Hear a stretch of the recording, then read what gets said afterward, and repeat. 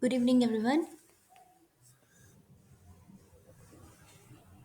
Good evening, ma'am. Good evening, Udita.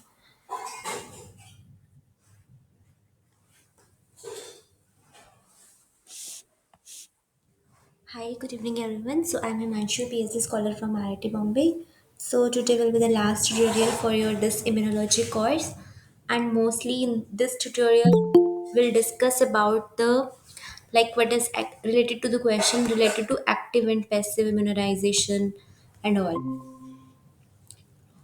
Also, one more thing, I'll be taking one more extra session, maybe on 16th, and that session will be on Nobel Prize winners and all. So, this year who got the Nobel Prize?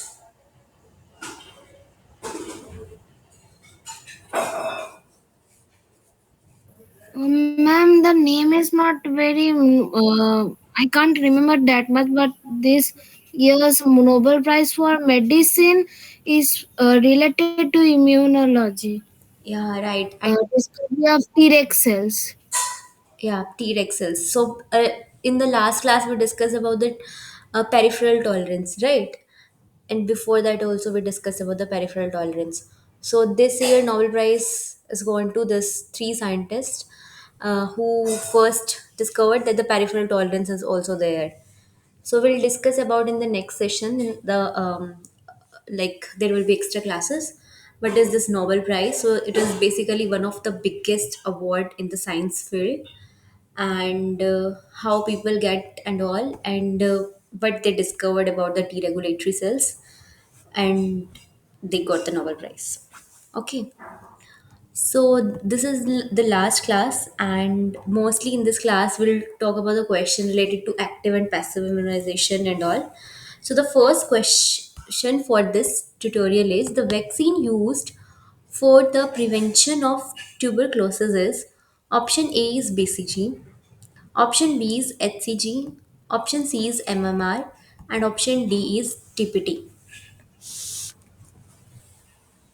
Option A, BCG. Okay. Anyone else?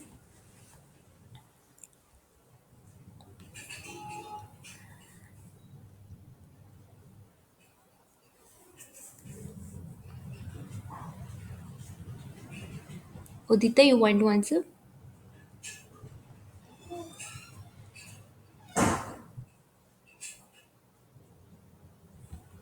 No, ma'am, I'm not sure about the answer.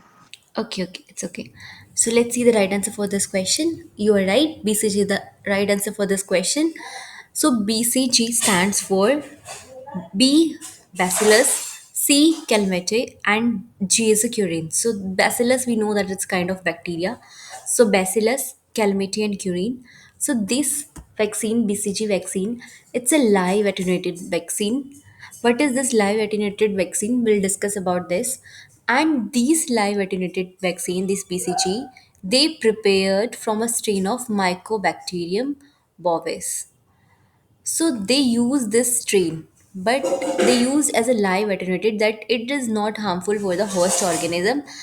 That means the genes which is present for their virulence that cause the disease. Virulence genes normally they cause the any disease, right? So they lost their virulence properties.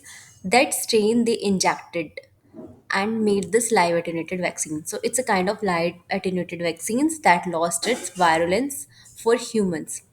So, what is the purpose of this vaccine is mostly this provide the protection against Mycobacterium bovis. They provide the protection against this tuberculosis. So, several form of tuberculosis are there: meningitis, miliary TB in childrens. Mostly, how they do is like where they injected this vaccine intradermally, that is below the skin, usually in the left upper arm, soon after the birth. This is scheduled as per the records that every child have to take this vaccines. So normally soon after birth they give this kind of vaccine. So what is this innate immune response, what kind of immune response related to this BCG is? So normally they act on the three main cells. One is this macrophage, and another is neutrophil and dendritic cells. Once after injecting this vaccine, mostly they enhance this innate immune responses.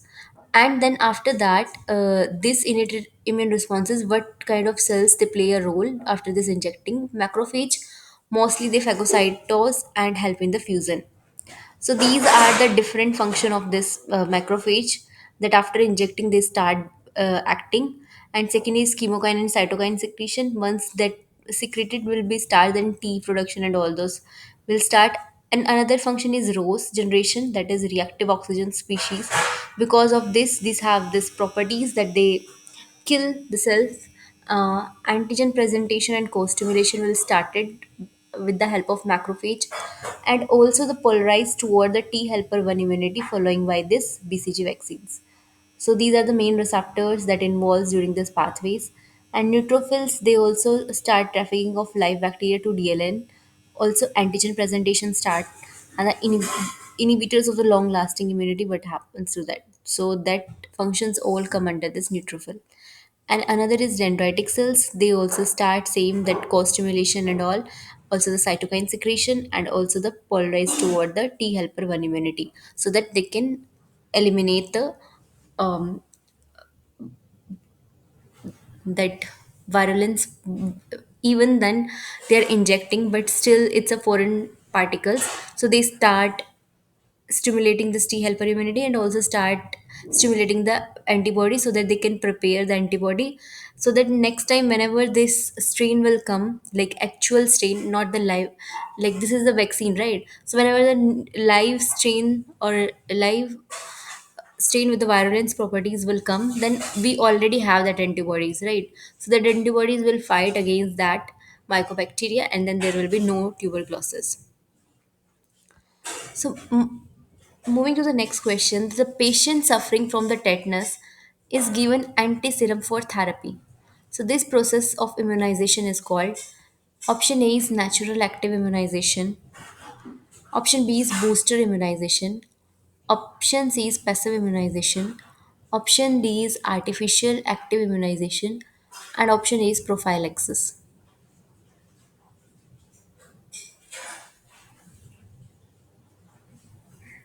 Option C, passive immunization.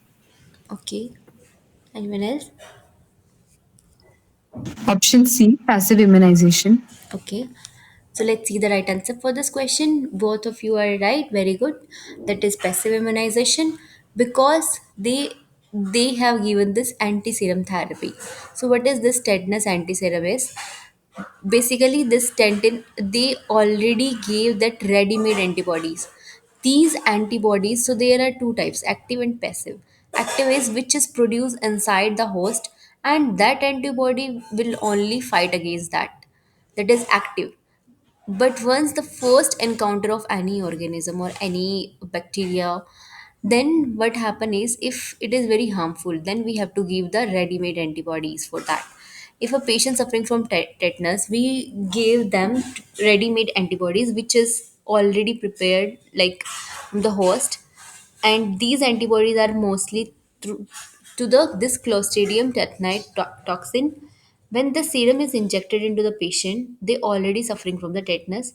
So if we will not provide this ready-made antibodies, then the person can die, because they don't have antibodies, because it's the first encounter, right? So that's why they give this anti-serum therapy. They provide this immediate protection, so that they can neutralize this toxin, that these antibody can neutralize the toxin. However, the patient's own immune system doesn't produce this antibody, as they are transferred from an external source. But because this is a kind of passive immunization, directly give the antibodies. So these antibody, the same antibody will not, the host will not produce that kind of antibody, because these are transferred from the external source, right? So therefore this type of immunization is passive immunization, as these antibody are transferred from some external source. These are not produced inside the same host, or produced by the same host organism to fight against that. So that's why, because these are from different organism, from external source, that's why we called it a passive immunization, right?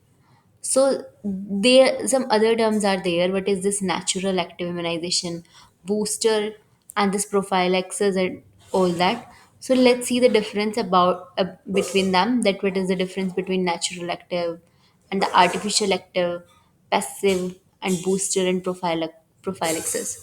So they are different from the source of antibody. That where the source of these antibodies are, where we are getting these antibodies in case of natural active or artificial active. So natural active, as the name suggests, naturally active, that means these are produced by the body after the natural infections. Once these are the humans, they got some infection, and these antibodies are produced by the same host organism. We don't provide any kind of treatment from the external source, any antibody or a anything. So these are produced by actively by this, like after natural infection. So we called it as natural active.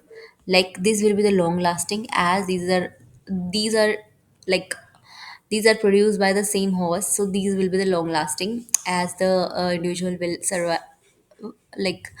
And mostly the example which come under this natural active is the measles. So if we will not give the treatment for, they'll produce this and they'll fight against this infection naturally only. We don't need to provide, like this is not that much harmful.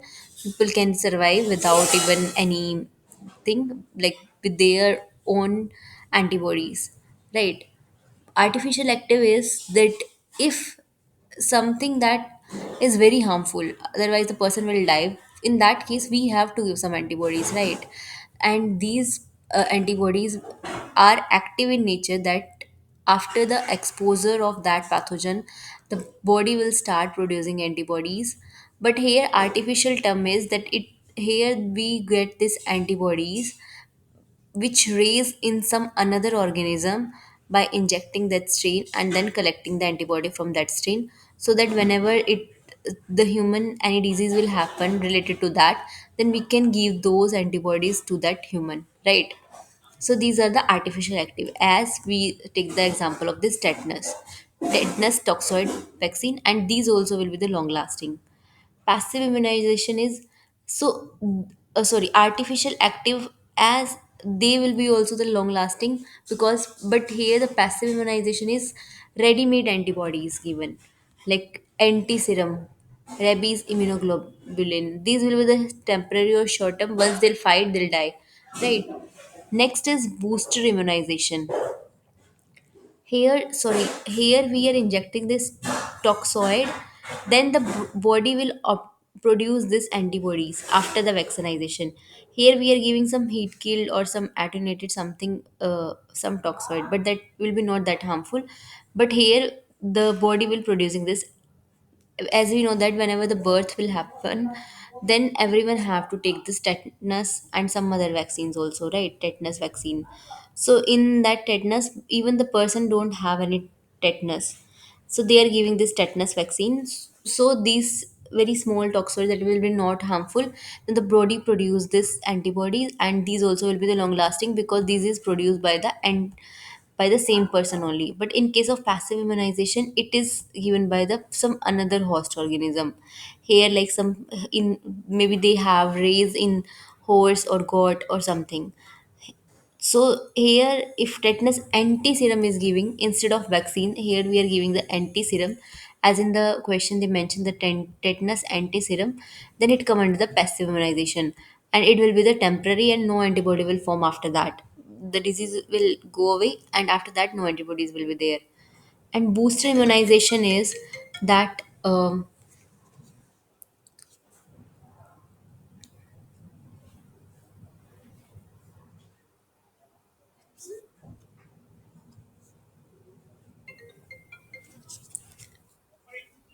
1 minute, हाँ class, हाँ, ठीक है, देख लियो, half is fine, half ही ठीक है, 4 tablets, ठीक है।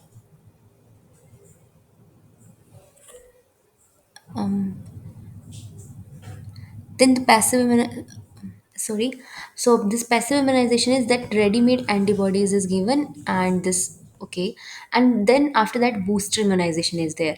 Here the booster word. itself suggests that booster means once we already given the vaccine, but here we are re-administration of that antibody so that we can enhance immunity more. Like in case of corona also, we know that there are like two doses, and again the booster vaccine will be there. So we are re-administrating of particular vaccine so that we can enhance the more immunity, as a different version of the virus can come, and our body will not be able to fight fully to that. So we are making our immune system more strong, so that's why some booster will be needed to fight against that. So the example here is mentioned the deputy boosters that enhance the already existing immunity will be there against that, but we want to enhance more.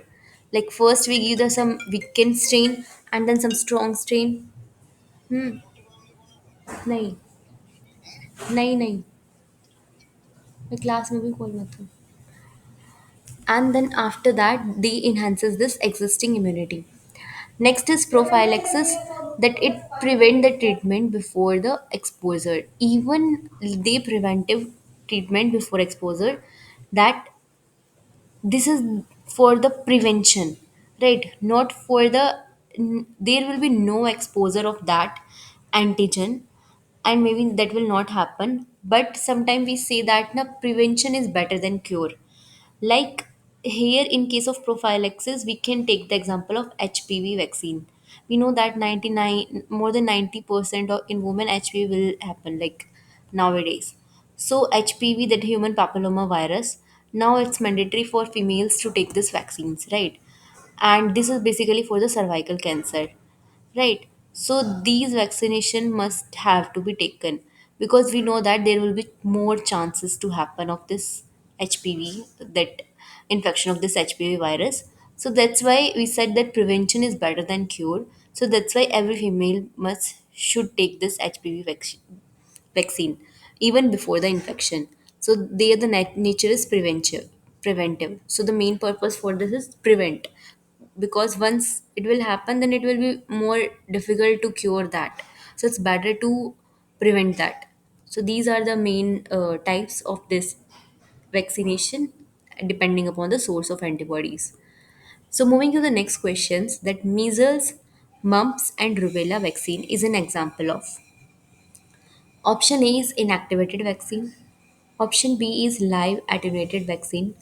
Option C is DNA vaccine. Option D is toxoid vaccine. Option E is polysaccharide vaccine.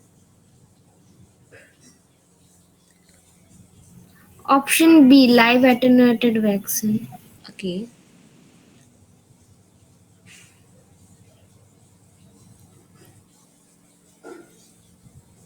Anyone else?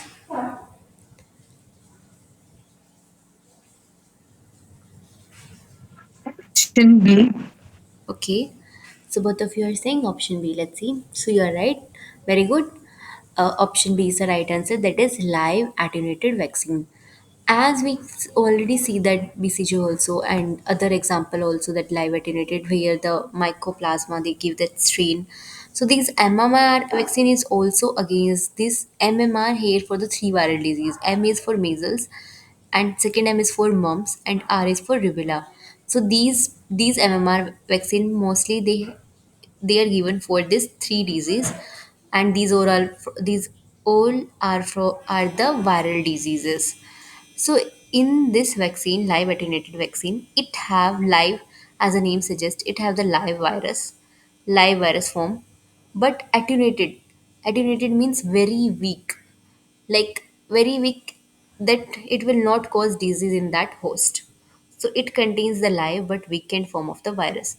It's we are giving this vaccine so that our body can produce the antibody, and in future if infection will be there, then it can fight against these three viral diseases, that is measles, mumps and rubella, right? So these are the weakened viruses that can replicate in the body without causing any disease. Why? Because these are very weak, but strong enough that they can stimulate the immune system, and they can produce a very strong and long lasting immune response. Weak enough that it will not cause any disease, and strong enough that they can produce the long lasting immune response. so that in future if infection will be there, then our body fight against those measles, mumps and rubella viruses, right? So here the some other types, that is inactivated DNA vaccine. So these are the different types of vaccine. First is inactivated, live attenuated, as we already discussed, and then subunit vaccines will also be there, like this polysaccharide vaccine. So there are different kind of subunit vaccines, and then DNA mRNA vaccines. How these vaccines are differ from each other? Let's see, inactivated virus. Inactivated, that fully inactivated form, no activated form of virus will be given in vaccines. So here we use whole virus, but that is inactivated. How we can inactivate the virus? That we heat killed at 95 degrees celsius, that we killed all the components and all the virulence properties. So now the virus is fully inactivated or killed virus. This heat inactivated or killed virus they will use as in vaccine, so that we can induce the immune response. And in inactivation or this heat inactivation, mostly they are performed with the help of heat, we call it as heat inactivation. And some people use as a chemicals also, so that they can inactivate these viruses. So these are the two types of inactivation, one is heat and another one is chemical, but mostly people prefer this heat inactivation. But here these vaccines are very good and we can produce this antibodies, but sometime what happen if these will not be properly heat killed or properly inactivated by these chemicals. What happen? Then they itself can cause disease in humans, and then we can produce the effect of that disease, like from these viruses. So these can be harmful also.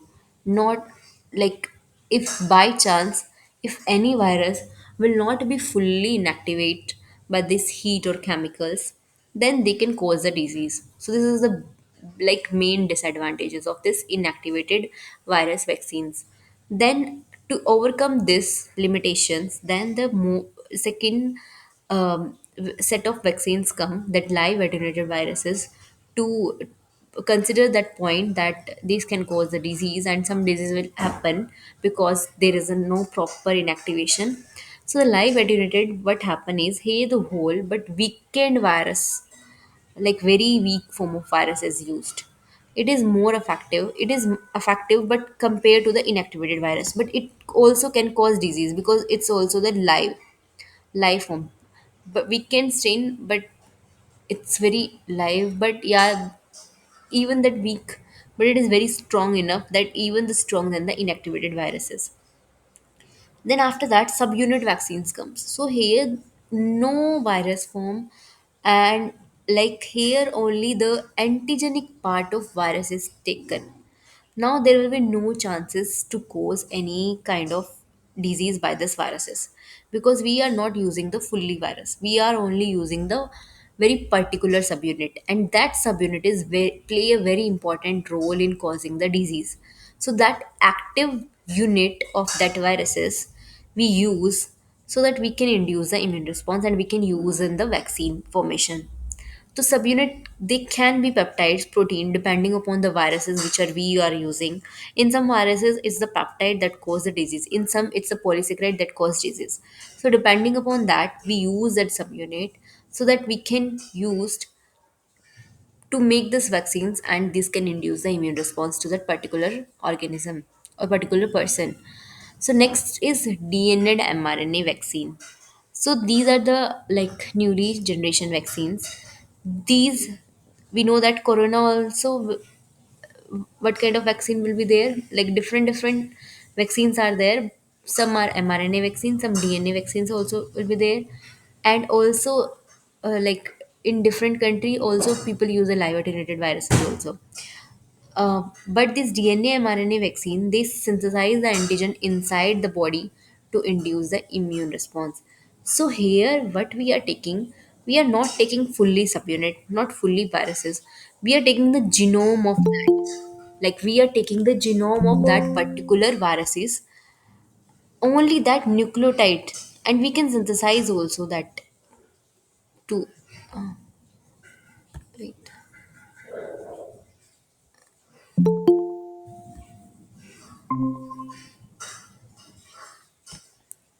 So, in case of this DNA and RNA viruses, we are not taking the full inactivated form of viruses. Not also we are not taking this live form of viruses, but we can not only this subunit, we are taking the genome of that viruses, that nucleotide pairs A, T, G, C, G, C. So we are synthesizing this. Not here the like it is synthesized by the human only. We are not using like we are synthesizing DNA and mRNA will synthesize the antigen inside the body so that they can induce the immune response. Same we are synthesizing DNA or mRNA, we like we did the sequencing of that particular viruses, and we see that these viruses have these conserved sequences, right? And this like that we can use that if this subunit is very harmful for that, and this is the antigenic part of that viruses that which cause the disease. So we can see the sequencing of that, what are the sequences that play a role. We can synthesize it and we can use it in the vaccine so that we can induce the immune response. It is very safe as it don't have any relation with this viruses and all. It's this is genome of that and particular genome part. And also it is very easy to produce because we just see the sequencing of that particular viruses, we synthesize that and we used as in the vaccines, and then we can inject that vaccine to the particular persons and the antibodies will form. So these are the different type of vaccines, that inactivated viruses, live attenuated, subunit, and DNA and mRNA vaccines. So moving to the next question, that the first recombinant antigen vaccine approved for human use is recombinant. So option A is BCG vaccine, option B is HIV Hib vaccine, option C is hepatitis B vaccine, option D is DPT vaccine, and option E is polio vaccine.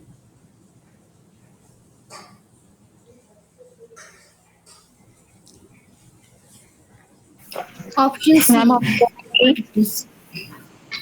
Okay. So option C and E, ma'am. E. Okay. Anyone else?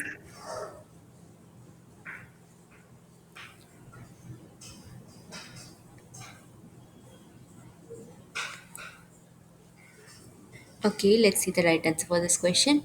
So C is the right answer. It's okay. At least you tried. So one of you mentioned this right. Hepatitis B. So these are the first ever recombinant antigen vaccine.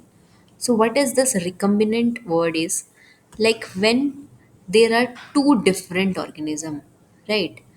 And we are taking the gene of interest from here, and another part we are taking from the another organism, and we are introducing this foreign part into this vector.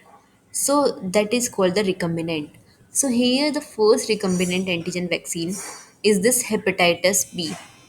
This is the first recombinant antigen vaccine was developed and also the approved for the human use. So here the gene that code for the hepatitis B antigen. Here we took the gene hepatitis B surface antigen from the particular organism and then we insert into the yeast cells, because we can't inject this antigen directly to the human body so that they can produce this antibody and we will collect it, right? We can't collect it, right? So we have to introduce in. So the very beautiful phenomena comes after this recombinant DNA technology, that it help in various fields and it improves the lives, like now because we are producing so many antibodies and we can treat like so many disease after the introduction of this technology, that is recombinant DNA technology.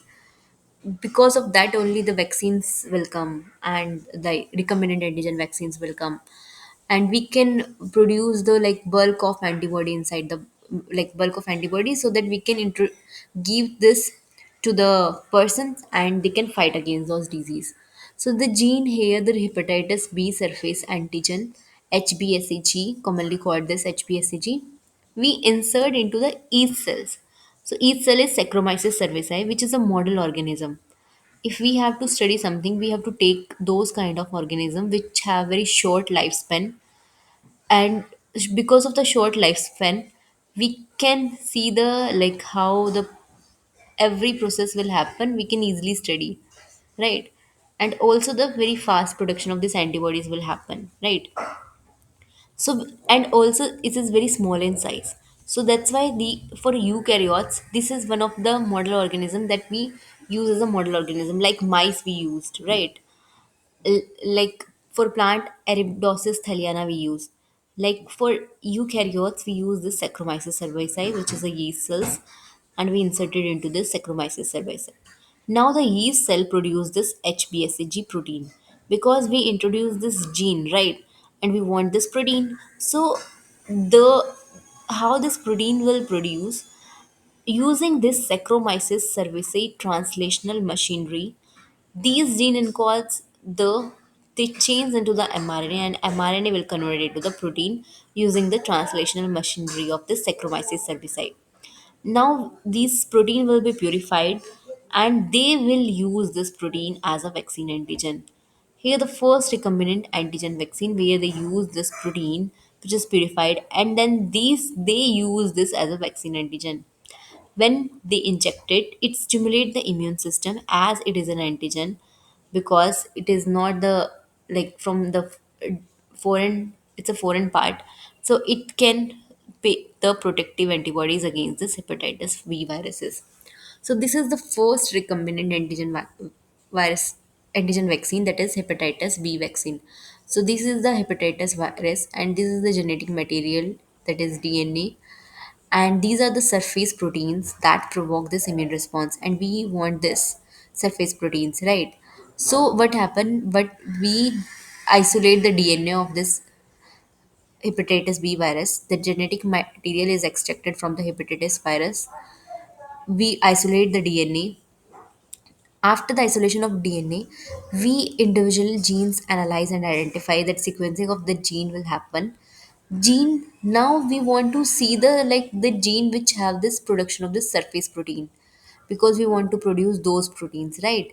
So we see the where it is, we removed it from by using the restriction sites which cut the from this part, and the gene is removed, and then this viral DNA is inserted into this Saccharomyces cerevisiae vector backbone.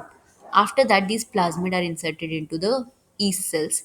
So after this vector backbone, now because the foreign material, if we insert directly into the yeast organism, they will cleave those gene because they have a various amount of axonucleus and endonucleases. Everybody have this nucleases. Nucleases means that cleave the nucleic acid, and here the nucleic acid is DNA or RNA. But in case of hepatitis B virus, what nucleic acid we are using? DNA, right? So the DNA have, if we are introducing without the vector backbone, these gene if we are introducing directly, then the exonuclease or endonuclease present inside the yeast, they can cleave the this nucleic acid. Nucleases means that cleave the nucleic acid, so they'll cleave and there will be no antibody production and all, like no production of whatever the gene we are that are coding, and we know that are coding for some surface protein, so no surface protein will be happen. So what we do is we transfer it this vector as it is. The chances is very low, and because they have this antibiotic resistance and selectable markers, so this plasmid containing gene for the surface proteins, this is a self-replicable property. We know that what is the property of any um, vector, like um, so these will produce this and then we what we do is, now in this inside cells they have enough surface proteins, then we are combine this with the preserving agents we collected, and because for future use whenever we have to use, we have to preserve this also, otherwise it will go bad. So for that we are using the preserving agents and other ingredients so that we can use this vaccine. And after that, because this is a very less amount and we want in the very high amount, large quantity of this pure surface proteins will be there, they provoke the immune response. And after that, these yeast is grown like here, like sorry, first we have to grow this like yeast so that it can produce more amount of protein, more yeast, they divide, and through how we do this through this fermenter. So there is a fermenter, and these all come under the bioprocess technology. Bioreactor and fermenter will be there, where we can produce this as much as, and then the protein isolation, the whatever protein we need, that will be through this, like through this fermenter and all, through the help of bioprocess engineering, and we have now enough protein, and then we can preserve it or we can use it as a vaccine. So this is the first recombinant antigen vaccine, where we can see that it is a we are using the two different organism, viruses and this AIDS cells, and we are producing the surface proteins, and now we are injecting into the humans to fight against this hepatitis B. So moving to the next question, the disease caused by which one of the following bacteria can be prevented by the toxoid vaccine? Wait.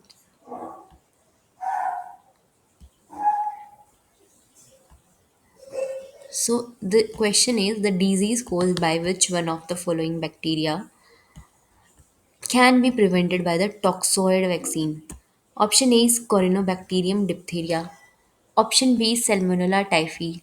Option C is Streptococcus pneumonia. Option D is Neisseria meningtis. Option A, Corynebacterium diphtheria. Option A.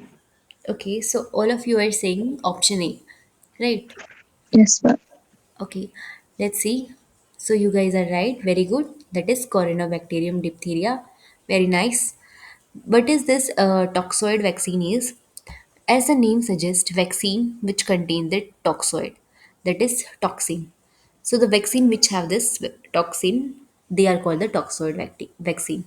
So this toxoid vaccine, they are made up of bacterial toxin, that is mostly used as an exotoxin. But these toxin is usually inactivated, and we can inactivate by the heat or chemical agents. Here the heat is like heat denaturation at 95 degrees Celsius, and chemically mostly people do it formaldehyde also. Because inactivation is very important, these even for the toxoid also, because they can cause the disease, and we want that it will not cause any disease, but it can stimulate our immune response only. So that's why this toxoid vaccine is, they have this heat killed or the chemically inactivate toxins, exotoxins, bacterial toxins, that they can't cause the disease because now it's inactive in the inactivated form. But they are the strong enough foreign materials that they can stimulate our immune system, because these are the foreign toxins, and our immune will recognize it as an antigen, and they'll stimulate our system, and they produce this protective antibody.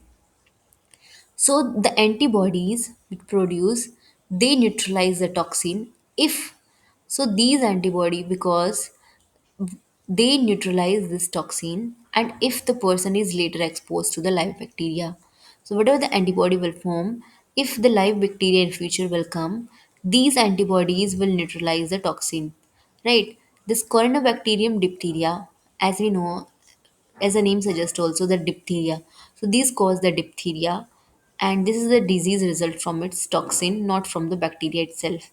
So even not the fully bacteria, only the toxin, that is, and toxin, what is this toxin is, toxin is not bacteria. They release some kind of chemical or some substances in the form of liquid or in the form of solid, that we termed as exotoxin or endotoxin. If it come from the inside, then we call endotoxin. If it from the outside, that is called exotoxin. And here this is from the exotoxin, this toxoid vaccine that is released from outside. So it's not the bacteria, it's the toxin that they release outside. So this is a disease result from the toxin, not from the bacteria itself. So the diphtheria toxoid vaccine, which is a part of this DPT vaccine, they contains this inactivated diphtheria toxin, so that this can provide the immunity against that toxin, and we will be like protect against this diphtheria disease. So this come under this toxoid vaccine, as here the toxin is used, because this corona diphtheria itself will not cause any disease. Here we use the toxoid vaccine where the toxin is used to, while making the vaccine we are using this toxins, not using this bacteria or bacterial part. So only example come under this Corynebacterium diphtheria. Other the Salmonella typhim, here we use the Salmonella to like use like while making the antibody, because this will not produce any kind of toxin at all. Salmonella typhi, which cause the typhoid. Streptococcus pneumonia, which cause the pneumonia. Here also the bacteria itself cause the pneumonia, not the toxin released by the streptococcus. And in case of Salmonella typhi also, the bacteria itself cause the typhoid. And Neisseria meningtis also, right, which cause the meningitis. Here also the Neisseria is the main who cause this Neisseria.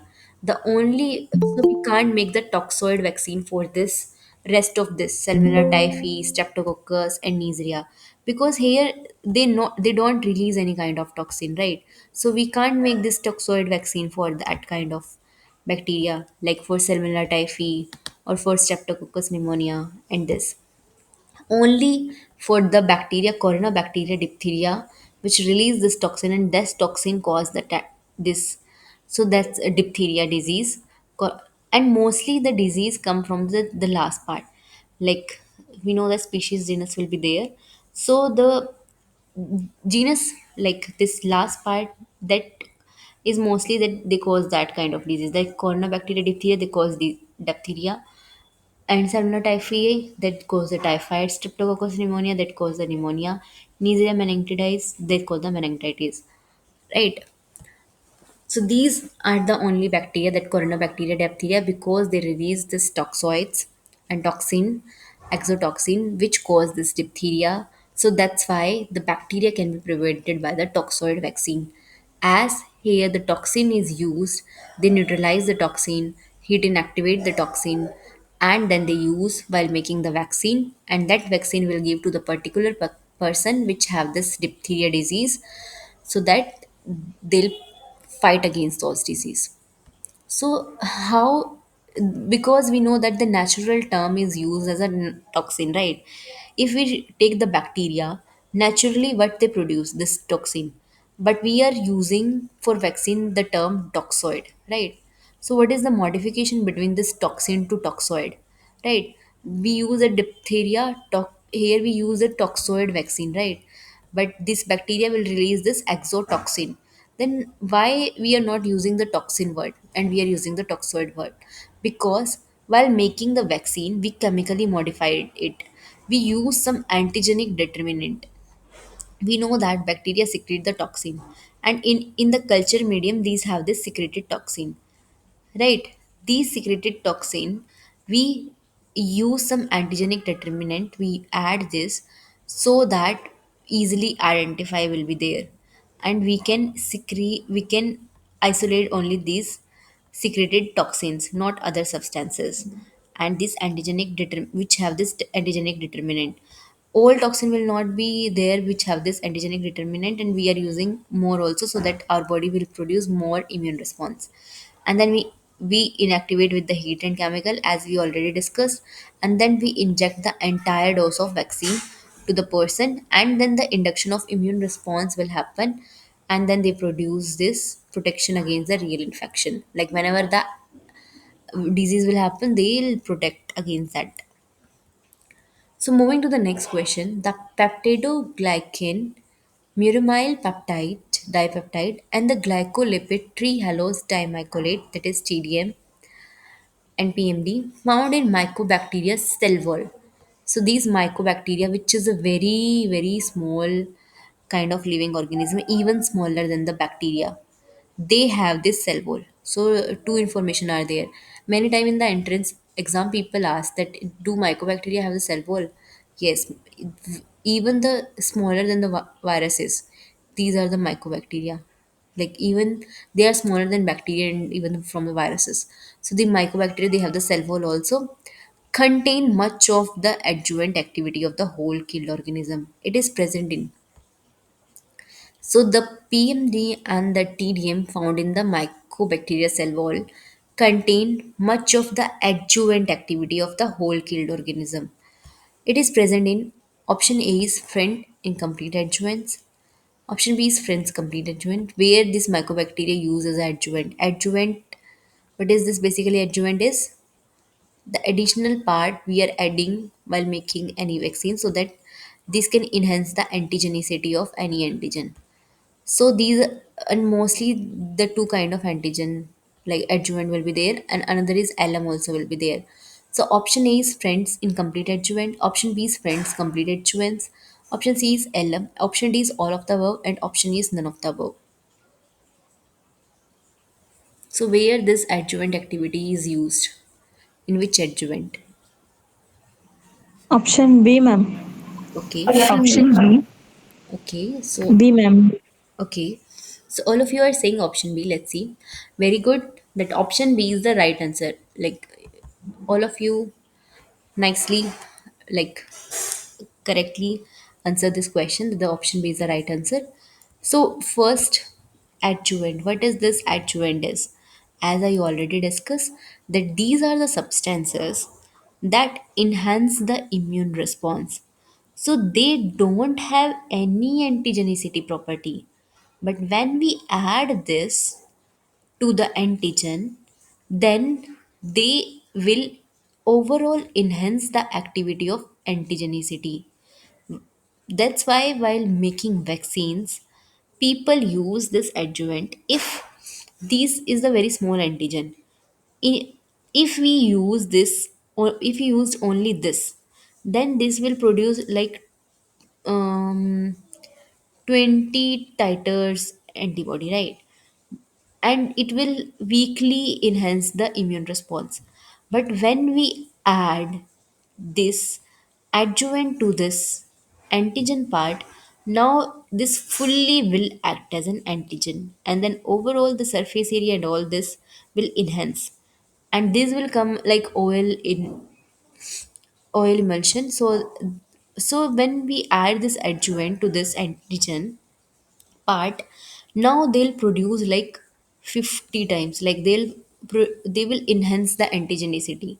So we called it as adjuvant, like the substances which enhance the immune response to an antigen, and when used in vaccines, whenever we use in vaccine or some other parts, these adjuvants basically they enhance the immune response, right? So these are the two main type of adjuvant. Other than alum, alum is different, but depending upon the mycobacteria tuberculosis killed, that is used or not, that is mycobacterium cell wall. So these are the two main type. One is this friends incomplete adjuvant, and another is friends complete adjuvant. So in case of incomplete adjuvant, we use this antigen mineral emulsifier, but we don't use this mycobacteria. Right. So this is the main difference between incomplete and complete. That in case of complete, complete means they have this mycobacterium component also. Right. But it don't have, incomplete word is also used that they don't have this mycobacteria. Friends, which isolated this, they don't have this mycobacteria. So that's why they produce a mild and sustained immune response.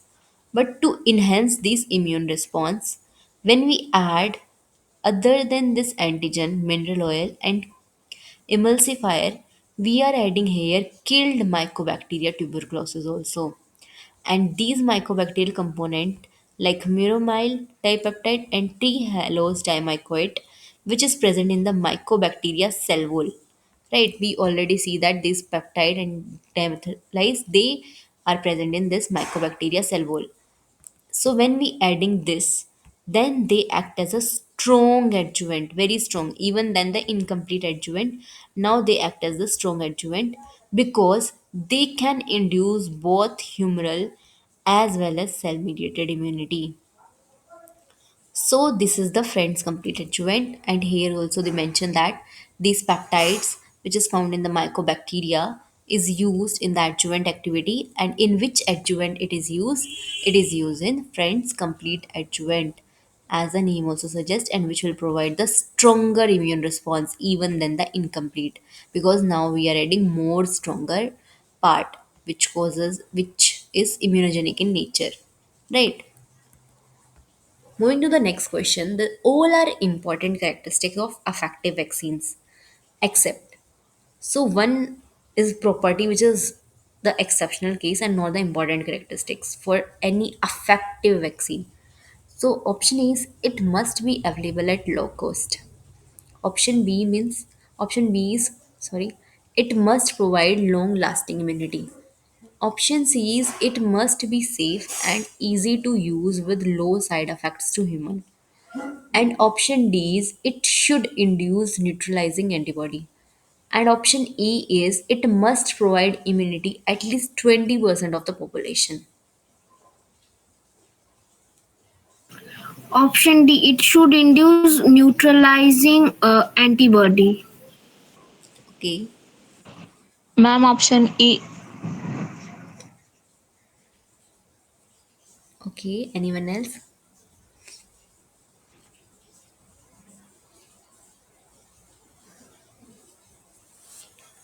Option E.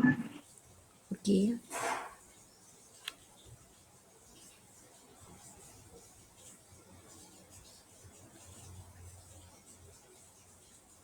One more minute.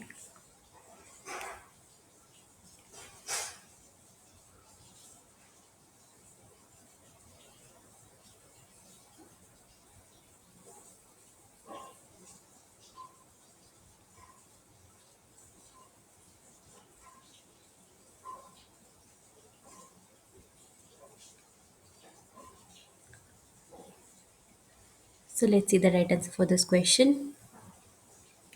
So the right answer is option E. It's okay. Many of you nicely correct, like tell the right answer, that is option E, but it's okay. Option D, like at least you are trying. So let's see. It must be available at low cost. Yeah. So for effective vaccine, if this is the first criteria, because every person have to take that they can take, right? So this is a very important, like it will also come under the like important characteristics only. Then it provides a long lasting immunity, right? If you're giving vaccine, then it's have to provide the long lasting immunity. It's not that these vaccine will not provide any kind of immunity, or it will provide a very like short term, but it will not happen basically, because antibody once they will form, they will provide the long lasting immunity, we know that. So it must provide the long lasting immunity, right? This is also the characteristic of effective vaccines. And option C is it must be safe, right? It will not cause any disease and easy to use, and also they have very low side effects to humans. Because if side effect will be there, then also the trouble. If any person or a particular person will not tolerate those side effect, they can also kill that organism, right? If the side effect is very high. So it must have the low side effects that the person can tolerate those side effects, and it will not cause any other health disease, right? So this is also a characteristics of effective vaccines. It should induce the neutralizing antibody, right? That the if we are using this vaccine, then they have to use those neutralizing antibody, that this will cause go and bind to that particular antigen only, and it will neutralize, right, their only reaction. It will not go and bind to any other part of cells or any other antigen. Then they, because if it we not neutralizing, then it can cause other side effect also, because if it will bind to other part also, then they can enhance and they can kill the like important part, or they can kill that some different part, right? So it will go and bind to the particular antigen, and there they are kind of neutralizing antibody and effective for that particular, right? So this is also the important characteristics of any vaccine, that it should induce a neutralizing antibody. Next is it must provide immunity to at least 20% of population. If it will provide 20%, then the herd immunity will not come into the play, right? And we want the herd immunity.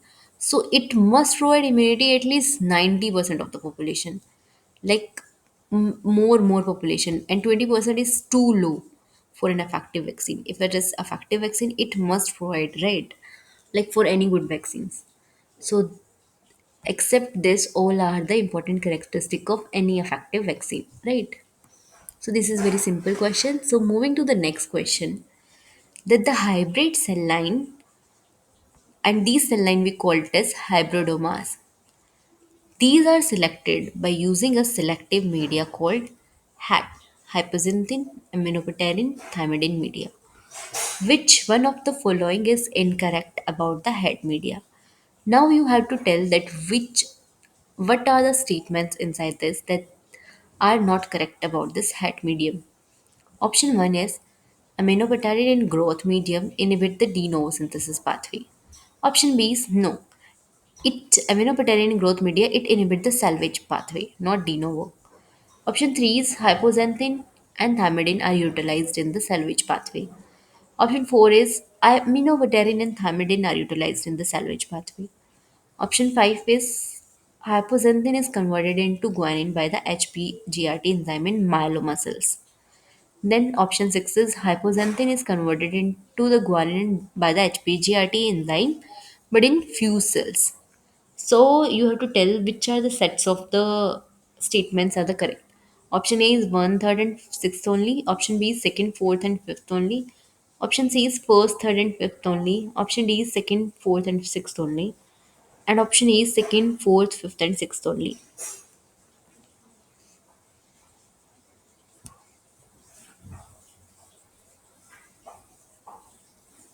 You can take time.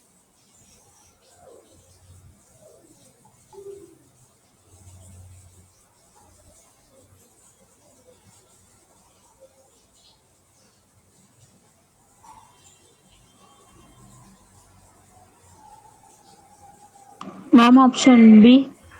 Okay. Anyone else? Option D or B? No, B, ma'am, B. Okay, okay, sorry. Option B. Anyone else?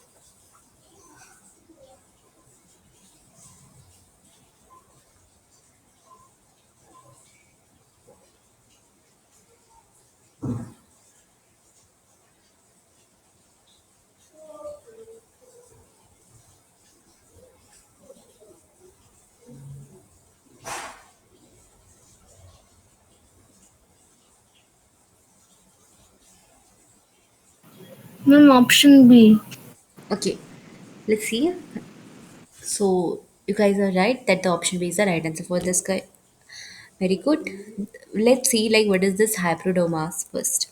What is this hybridoma technology? So this is the hybridoma technology where this immune animal, either the mouse or rabbit, we isolate the spleen cells. Spleen cells, we know that they'll produce the antibodies, like spleen cells which contain this antibody producing B cells. So these spleen cells, why we are isolating? Because we know that spleen cells are the cells which produce these B cells, and we know that the B cells are the cells which produce the antibodies. And now we are fusing these cells with these myeloma cells. Myeloma cells are kind of cancerous cells, right? So that they can divide very vigorously, like uncontrollable manner. So we fuse this with this PEG, polyethylene glycol, and now we allow the unfused cells which will not fuse, they will die in the head media. Why they will die in the head media? We'll see.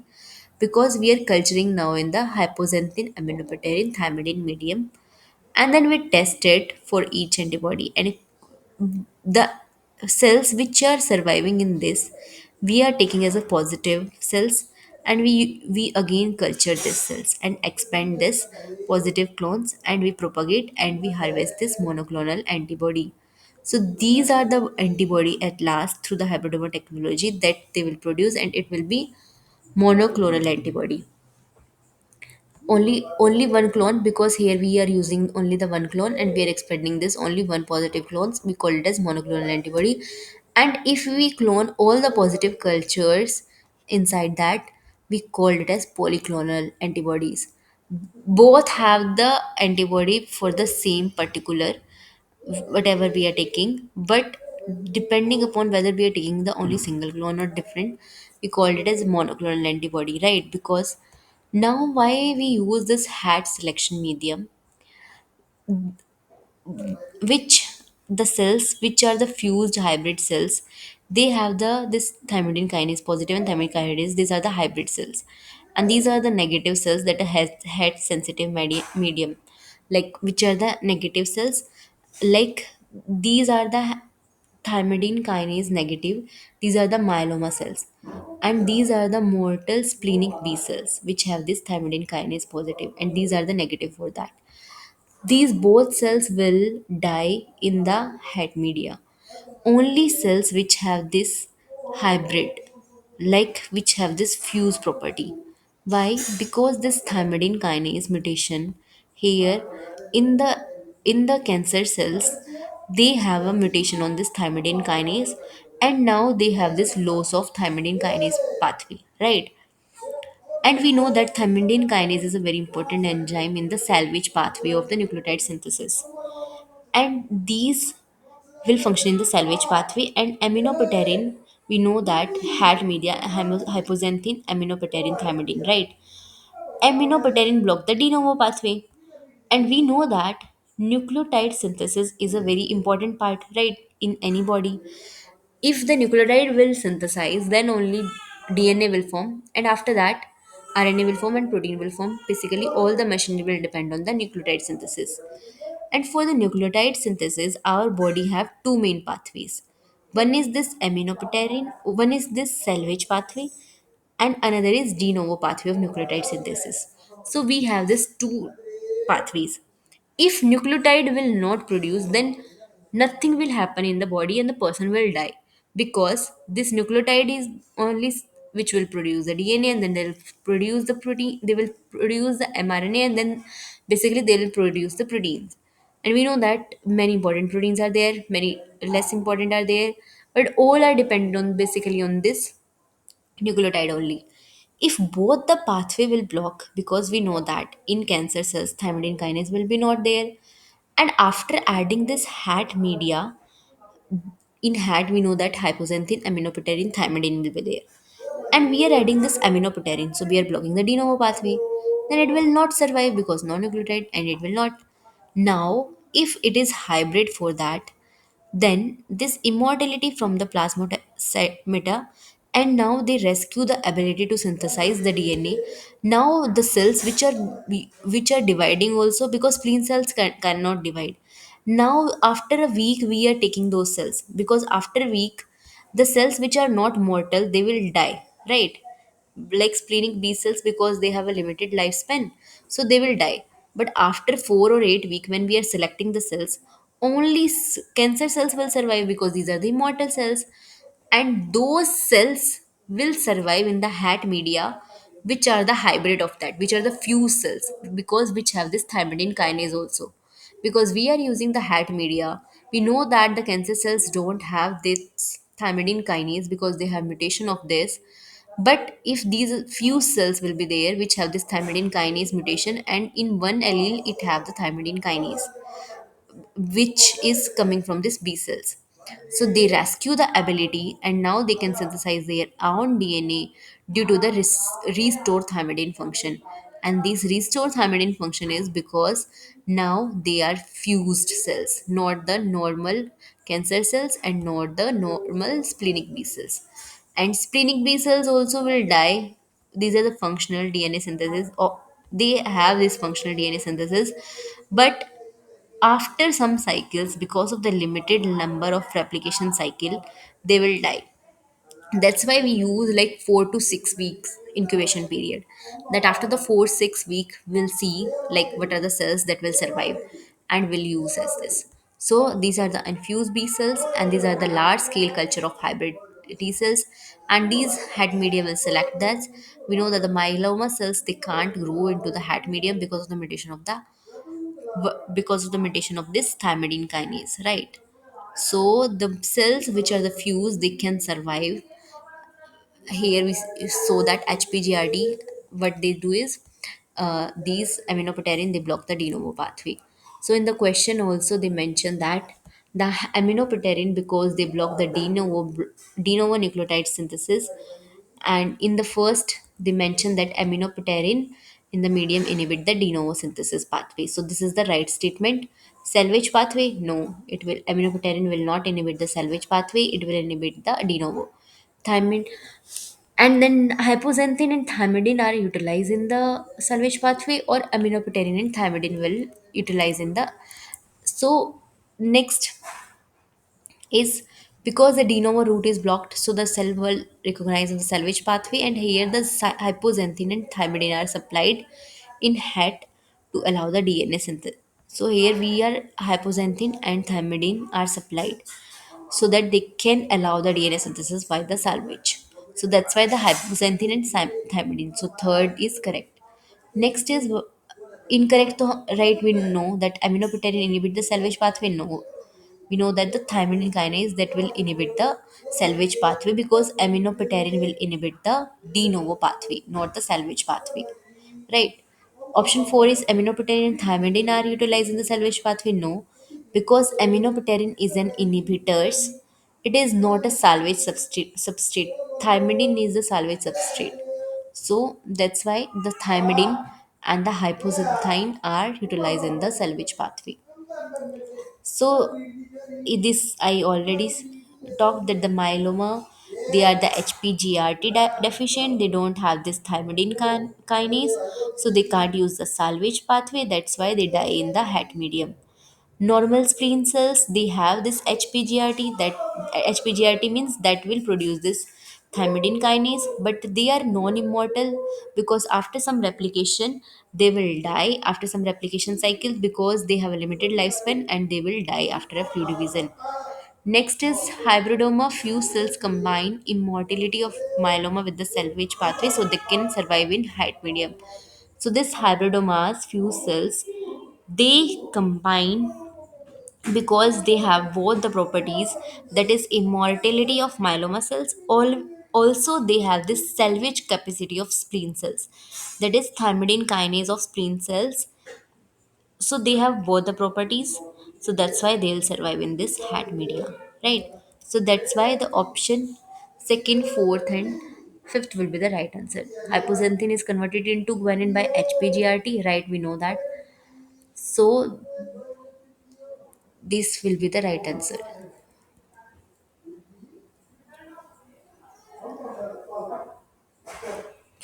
Moving to the ninth question, that after mixing of antibody producing B cells with myeloma cells, three type of cells are present in the suspension. So these cells are transferred to the hat media in which only hybridoma cells can grow. So which one of the following is false about the hat medium? That is hypoxanthine, aminopterin, and thymidine selection. Option A is B cells are HPGRT positive, okay, and can grow in hat media but undergoes the normal cell death. So option B is myeloma cells cannot grow in hat media as these lack the HPGRT. Okay. Option C is hybrid cells survive in het medium as it inherit HPGRT from B cells. And option D is aminopterin in hat medium block the de novo pathway of nucleotide synthesis only in myeloma cells. So you have to tell which statement is the false. Out of four, one statement is false.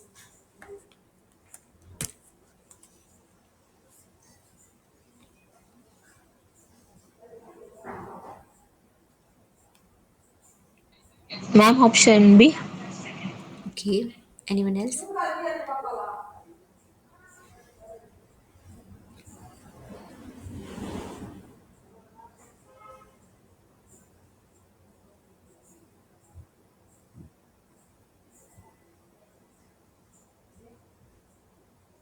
Anyone else? Ma'am, option B. Okay. Option B, why you are saying option B? Anyone want to explain this?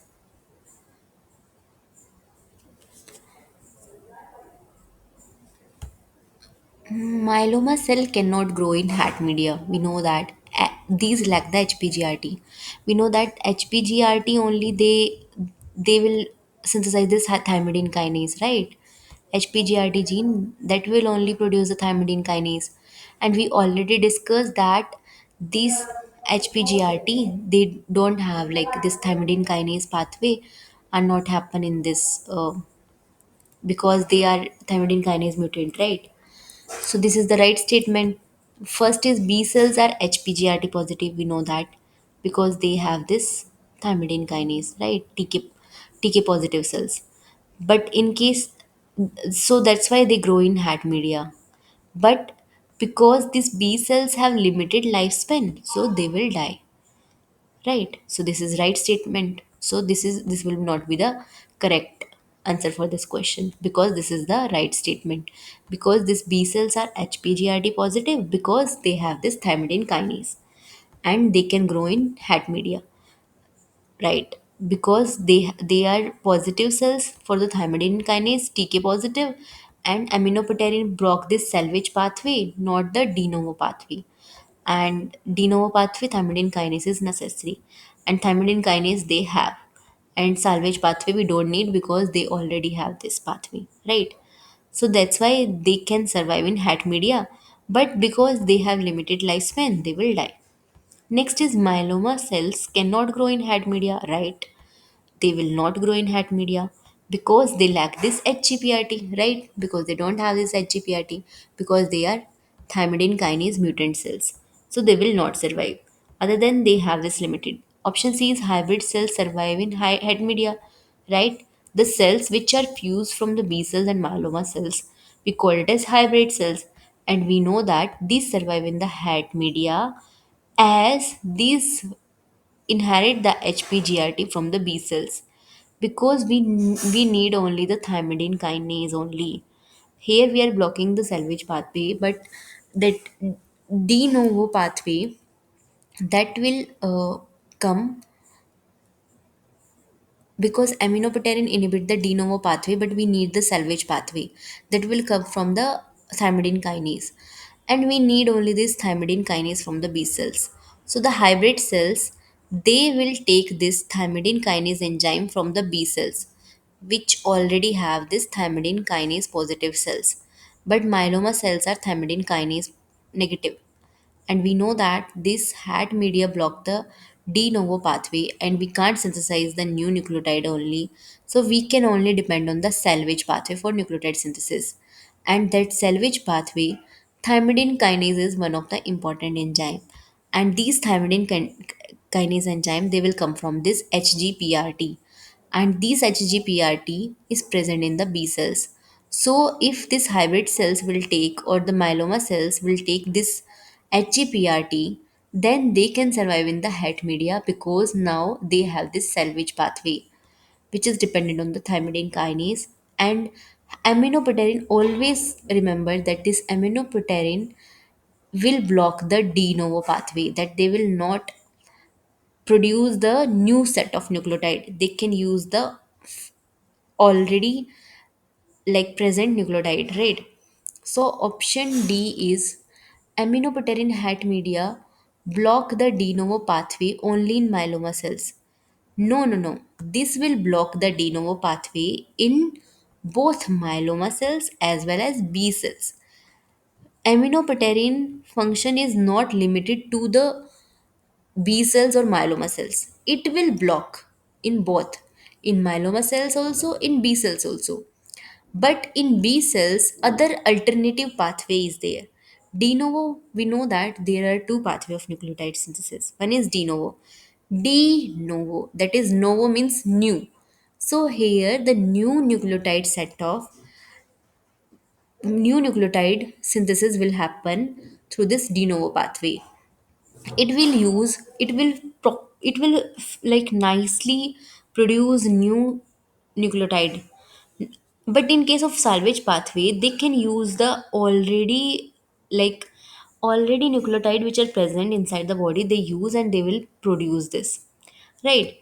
So had media here this aminopterin, they will block this de novo pathway of nucleotide synthesis. If any cells have both the pathway of nucleotide synthesis will not be there, they can die. In case of myeloma cells, if they already have this de novo pathway and they don't have this salvage pathway because they have thymidine kinase mutant cells, but when we are adding this aminopterin, we know that it blocks the de novo pathway, Because it blocked the de novo pathway. Now the no cancer cells will not survive because they already have this thymidine kinase mutant cells. They don't have this hpgrt. So you have to remember that these cancer cells, they are thymidine kinase negative cells, and these thymidine kinase negative comes from the hgprt, right? So that means they are hpgrt like cells.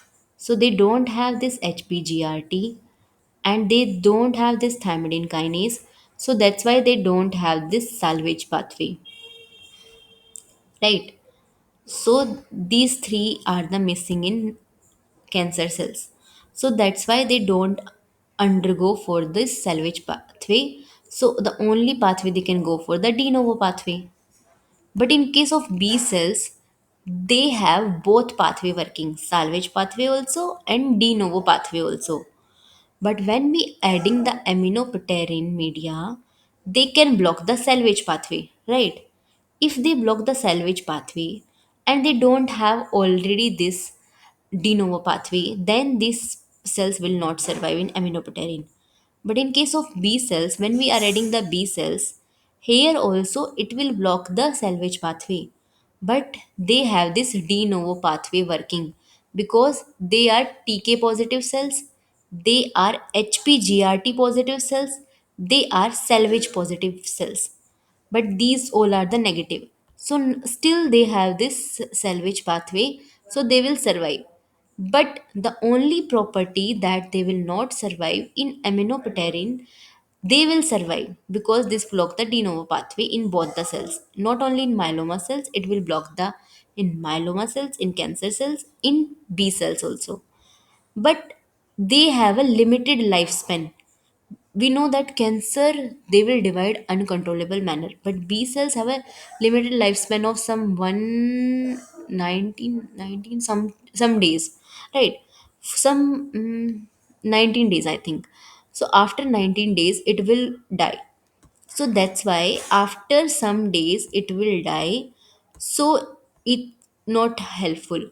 So the cells, hybrid cells which have this thymidine kinase positive and thymidine kinase negative, they will survive in the hat media, and after 4 to 8 selection they will survive, and we can use for the monoclonal antibody. Because whenever we have to produce the antibody through the hybridoma technology, we can't use only one particular B cells and also these cancer cells. So that's why for antibody production we use this hybrid cells, which is fusion of this cancer cells and fusion of B cells. So that antibody they will produce because now they don't have this limited lifespan. Also, they can synthesize, like they will synthesize through the de novo pathway or salvage pathway. And if we want to produce like uncontrollable manner this antibody, because we f- we want to treat a lot of persons, we have to, because we want to use a bulk of antibodies. So that's why this is a very beautiful technique how scientists discover that, how we can produce those antibodies and we can use that. Because without that we can't treat those person. We know that we give the passive immunization, right? We use the set of antibody we use to as a vaccine so that they can treat the disease. So that's how they discovered this hybridoma technology, and they discover that when we fuse this, then they can produce as much as antibody, and we can use to treat for the patients. So this is a very beautiful technique, and which revolutionized the field for the vaccination also, right? So this is the diagrammatical representation that this is the micelles, myeloma cells fuse with the help of polyethylene glycol, and we separated in the hat media. In hat media, these B cells will survive and the hybrid cells will survive. But after 2 3 weeks, only the cells which have this hybrid cells they will survive. Other B cells will not survive. That's why we use the 2 3 weeks, because before 2 3 weeks here, these are not the pure B cells. These are not the pure hybrid cells. They have B cells also and they have hybrid cells also. To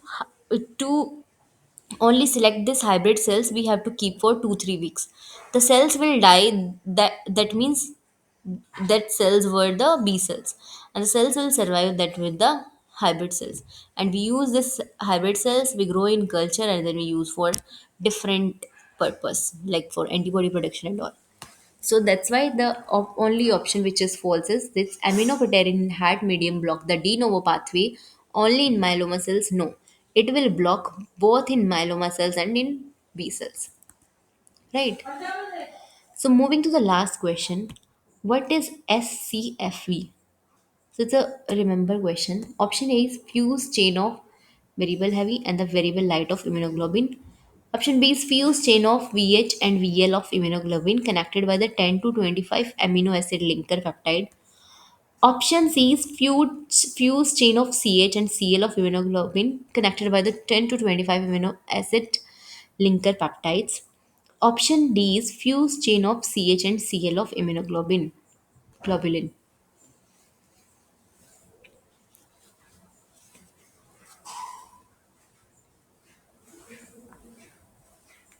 Anyone?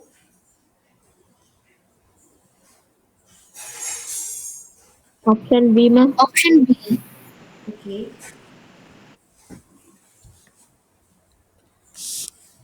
Okay, let's see the. So you were right. Very good.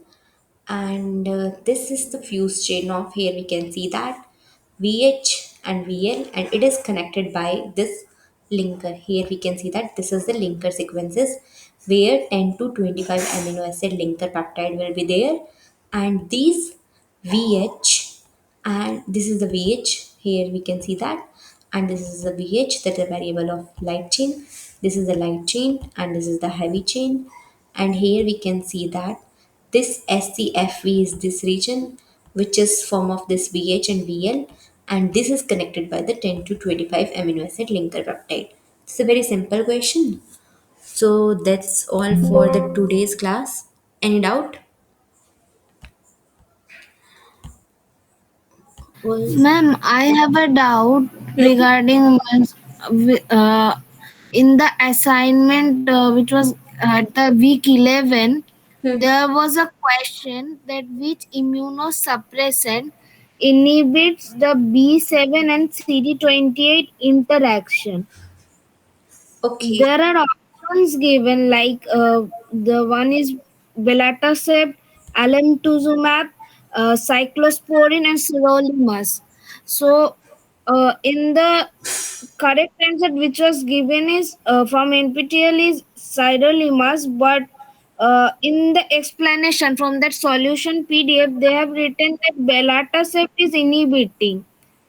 So, and the belatacept actually is inhibiting the B7 and CD28 because the belatacept binds to the CD28, Yeah, yeah, right. which is inhibiting. Maybe miscorrection will happen, so they'll update that.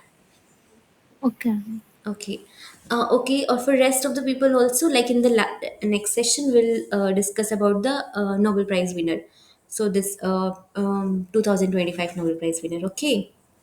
So I'll take this extra class. Maybe they'll update about that. Okay.